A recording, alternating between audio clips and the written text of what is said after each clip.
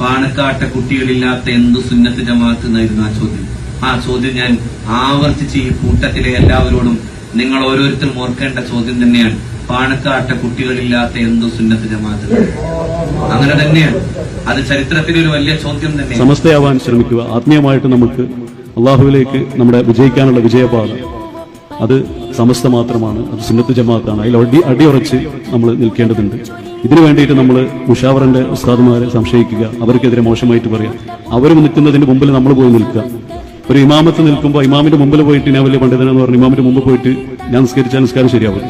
അതുപോലെ തന്നെയാണ് നമ്മുടെ മുഷാവറയിലുള്ള 40 ഉസ്താദുമാരെയും അവരെക്കാളും വലിയ ഉസ്താദാണെന്ന് പറഞ്ഞ് നിൽക്കുന്ന ആളുടെ സ്ഥാനം തീർച്ചയായിട്ടും പരാജയമായിരിക്കും. അപ്പൊ അവരുടെ ബാക്കിൽ നിൽക്കാനുള്ള മനസ്സ് നമുക്ക് വേണം. അങ്ങനെയുള്ള ആളുകൾക്കാണ് സമസ്തയുടെ ഏത് ഘടകത്തിലുള്ള നേതാവാണെങ്കിലും നിലനിൽപ്പുണ്ടാവുള്ളൂ. അത് യൂണിറ്റിലാണെങ്കിലും എവിടെയാണെങ്കിലും.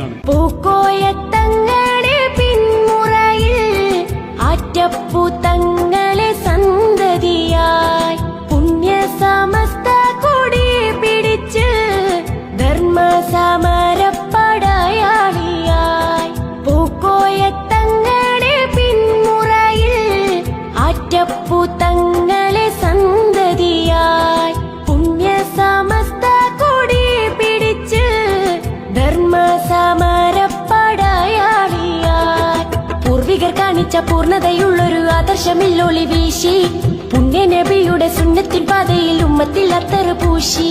പൂർവികർ കാണിച്ച പൂർണ്ണതയുള്ളൊരു ആദർശമില്ലൊളി വീശി പുണ്യ നബിയുടെ സുന്നത്തിൻ പാതയിൽ ഉമ്മത്തിൽ അത്തറ് പൂശി.